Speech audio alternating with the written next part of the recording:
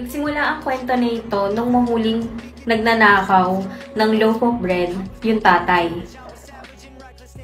At dahil doon, nasintensya ng death penalty yung tatay.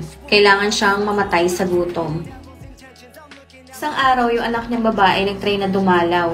Pero yung kondisyon ng mga guards is dapat huwag siya magdadala ng kahit anong pagkain.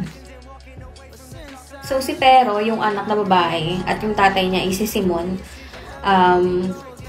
yung mga guards tataka na sila bakit ilang araw na tsaka buwan yung lumipas pero hindi pa namamatay yung tatay.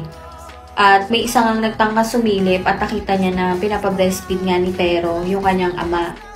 So, imbis nga na magalit yung guard, naantig yung puso nila at kalaunan, napalaya yung tatay.